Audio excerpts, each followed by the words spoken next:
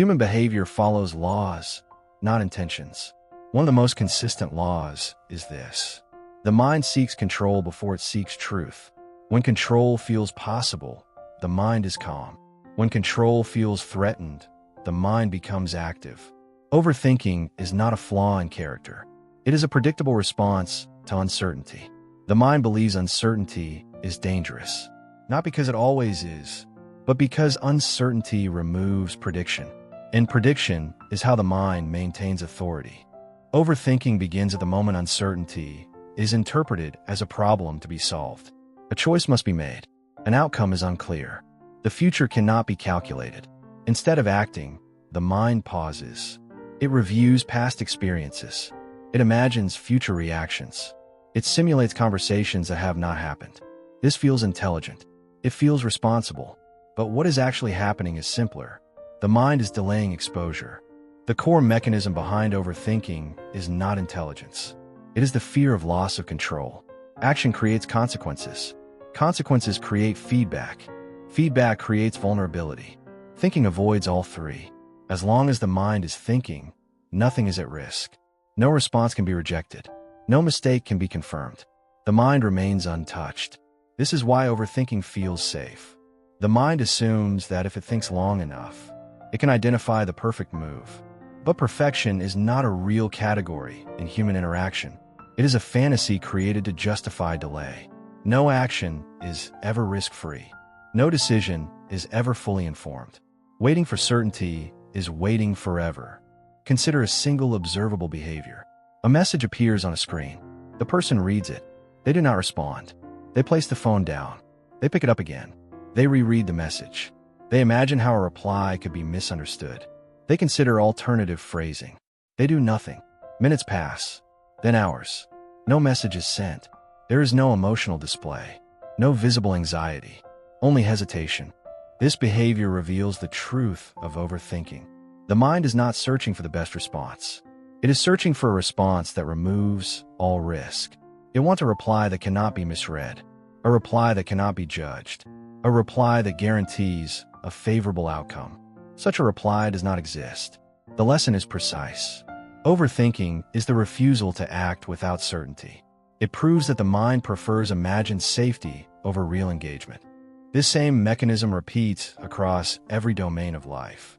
In relationships, overthinking delays honesty. Words are edited internally. Timing is questioned. Signals are analyzed. Nothing is expressed.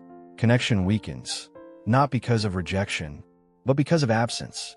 At work, overthinking disguises itself as preparation. Plans are refined. Research is expanded. Ideas remain internal. Execution is postponed. The person appears diligent, but nothing moves. In decision-making, overthinking manifests as comparison. Options are weighed endlessly. Pros and cons multiply. No direction is chosen. Time passes. The decision makes itself. The pattern is consistent. Overthinking replaces action with simulation. The mind rehearses life instead of entering it. This rehearsal feels productive because it consumes attention. But attention without movement produces no result. The mind remains busy. Reality remains unchanged. Here is the critical contrast. The problem is not that you think too much. The problem is that you're trying to use thinking to control outcomes. Thinking clarifies understanding. It does not eliminate uncertainty. Uncertainty is not a defect in life. It is the structure of it. Every meaningful action carries exposure. Every decision invites response. Every response creates information you did not possess before. That information only arrives after action. Those who act are not braver. They are not more confident. They are more tolerant of incomplete information. They accept that clarity follows movement, not the other way around. They understand that control is an illusion, and that adaptability is more powerful than prediction. The overthinking mind rejects this. It wants certainty first, action second. Reality does not operate on those terms. Overthinking feels intelligent because it delays failure. As long as nothing is done, nothing can go wrong. But nothing can go right either. The mind confuses risk avoidance with wisdom. In reality, it is trading growth for safety. Action exposes flaws. Action invites correction. Action forces learning. Thinking alone does not. There is no dramatic cure for overthinking, only a structural shift. The mind will continue to generate doubts. It always will. The goal is not to eliminate thoughts. It is to remove their authority. Thoughts can exist without obedience. Action does not require certainty.